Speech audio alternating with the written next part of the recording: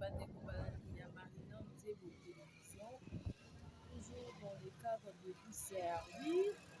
Wana mpona kosepelisa bino mpe na kopesa bino bainformation ya kitoko bozomona te wana makadame okamwa makelele. Merci na baabone na nga nyonso bosabone kaka na Marina Nzebo télévision juste kaka mpona plaisir ya kosepelisa bino toza na makadame esika pito poni to enregistre émission na biso ya mokolo. Merci na bino nyonso oyo bosutenaka biso bobengaka biso bopesaka biso baconseil bopesa biso baéloge. Donc toza wana mpona bino nyonso tozosangisa bato nyonso tozolongola bato te bato nyonso baza important mpona biso parce que sans bino biso toza te, sans bacommentaire na bino biso toza eloko te. Merci parce que botalaka biso, merci parce que bopartagaka bavideo na biso, merci parce que bozalaka wana mpona kosoutenir biso na badefo na bakalite na biso boza wana. Merci. Tolingi tolobela un peu sur enseignement à distance. Enseignement à distance oyo bana na biso bayebaki kofutela bambongo na baprefe na badirecteur mpona nini bana na biso batanga na enseignement à distance. Bafutaki 5 000 francs congolais équivaut au moins à 2 dollars. Oyo baza en fait équivalue yango na dollar ekosa 3 à 2 dollars. Bana biso bafutaki na bainstitut na bango na baekole na bango bafutaki mpona koyeba kozwa enseignement à distance. Enseignement à distance yango ekosala maboni ekozala ndenge nini explication kozwa te ekosala maboni boni explication kozwa te mais bango baoblige baparent nyonso bafuta bambongo wana voire même bao bafutisaki yango te mpona bapesa bango baresultat ezalaki mwa pasi ezalaki mwa kokoso basengaki bato nyonso oyo basisi nanu kofuta bambongo te baza na bandongo basilisa mpe voire même batangi na mbongo wana enseignement à distance jusque là baexplike biso te mbongo wana enseignement à distance eke wapi mpe nani ale mbongo enseignement à distance parce que bana na biso ti sikoyo bazwi enseignement à distance te yango toujours na cadre ya koservir bino mpe ya kosala bino plaisir toza wana kaka mpona kosepelisa bino. Merci na Gogo Madila le grand notable batika yo umela na yo umela na yo umela na yo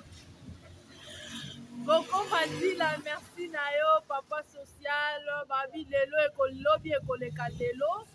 mokolo na yo mpe ekozala. Merci beaucoup na yo nasepeli mingi mingi mingi mingi Gogo Madila mingi mingi yo merci. Merci à Brave Antondi depuis Belgique. Merci à Bienvenue Ngambo parce que na biso ba partager la vidéo na biso. Merci à maman Nicole Tsuela balobi fondation NN oza na posa bakunda ndekono na ndenga bien oza na poto partout ozali otika famille na RDC oza na posa bakunda ndekono akufi awa na ndenga malamu contacter maman na biso Tsuela maman Nicole Tsuela na fondation NN esengo eza ebele parce que osunga babi makambo etali bacimetière kotia bopeto na cimetière etali kaka mama na biso Nicole Tsuela na fondation NN Mobimba aza na barepresentant na ye awa kati ya Lukala. Merci na yo merci na baoyo ya badiaspora nyonso ya Lukala na solution na bino. Merci na autorité morale Kevin Nganga merci tobandeki kolobela enseignement à distance wana makada mwa makelele mwa nini esalaka biso bien. Merci bascroquer biso mbongo ya enseignement à distance parce que jusque là tozwi aucune information tous les parents mpona koyeba bayebisa biso mbongo bayebi kozwa na bana eza mpona importance nini bazwi bana bana bafuta enseignement à distance mais jusque là bana na biso batangeli mbongo wana te oyo basengaki ba 2 dollars balobaki enseignement à distance ekoleka boni toyebi te jusque là tozwi information moko te kaka mbongo oyo toyebi kodepense mpona bana na biso bafuti aussi pour l'enseignement à distance. Ça, c'est de l'escroquerie à ciel ouvert. Parce que, oui, si biso to futa mbongo pour na bana batanga l'enseignement à distance, mais jusque-là, information, moko eleki na l'école, pour na koyebisa biso ekoleka boni boni, ekozala pendant ba congé, ekozala quand toyebi te. Rentrée yango yo awa, kala mingi te awa le 5 septembre déjà bana baozonga classe. Mbongo wana basengaki bakosenga ngo sukani oyo kozobanda tozozela toyeba parce que avant tofuta tozosenga baprécision sur oyo bango bazwaki ya liboso parce que bazwaki déjà mbongo na biso toloba basoke biso bambongo na biso parce que bazwi mbongo na biso bapesi biso baexplication moko te mpona mbongo na biso mo papa biso tozala mwa balabala mwa makelele esalaka bien. Merci beaucoup baoyo ya ngai joski mbote na yo esikozali merci beaucoup esalaka bien joski ntondi merci napesi bino basalam ebele roli wakala depuis Kinshasa bino bolandaka mpe bopartageaka bavideo na biso baparent nyonso bafutaki enseignement distance to se manifeste ebele po toyeba kokuna en groupe te bambongo tofutaki mpona bana na biso mpona enseignement distance batie yango wapi ya ram ezalaki kaka bongo tofuta ram tofuti mais place mbongo ekei toyebi te enseignement distance tofuta enseignement distance baoblige biso papa igef yo oyeba kolanda biso likambo oyo mpona enseignement distance parce que tofuti bambongo ba 5000 francs baoblige même mwana po azwa résultat il faut asilisa mbongo wana soki afuti te bakopesa ye résultat te na suka nango bayebisa biso enseignement distance yango bana na biso batangeli yango wapi parce que rentrée scolaire kala mingi te ebana bazozonga kelasi mais bambongo na biso topesaki toyebi te eke wapi enseignement distance totangi te mais balie biso bambongo ba $2 multiplier banombre ya baekole eza na république démocratique du congo na banombre ya bana nombre ya bana na nombre d'école eza ebele makasi toza na mposa po éclaircir biso mbongo oyo bozwi mpona enseignement distance mbongo wana eke kosala mosala nini mbongo oyo boyebi kozwa na maboka baparent mpona enseignement distance eke wapi mpe nani azwi yango bapréfet ya baekole bazwa akize basous-prophète bazwa akize baprophète bazomata niveau ezomata tozoyeba te eza wapi chaque fois baparent bolobi gratuité mais tout le temps baparent bakomi na bango kobimisa bambongo na makambo eza ebele kala mingi te tokoya kolobela sujet moko kasi na makambo etali ekole esala biso ezosala mpasi parce que baparent oyo baza censé ya kofuta eloko te mais lelo bakomi kocréele bango barubrique na kati ya baekole po bakoka kofuta barubrique yango eza nini bango moko bapréfet bayebi en plus ce qui nous étonne aussi bosali proposition na bino bosali baréunion na bino bozwi compromis moko sans informer les parents directement bozwi décision ke esalama boye tokosala boye tokozongisa boye tokobaluka boye tokosala boye sans informer les parents voire même certains parents batangaka na bango babillet de vacances te bazosukuka komona eloko moko ya sika bakami sans kotanga cher congolais au moins totangaka mpona koyeba korevendike badroit na biso bien ntango tozotanga na babillet wana tozotanga makambo ekomami okorevendike badroit nao bien mais ntango otangi te okorevendike yango komo parce que ezala mpasi mpo orevendike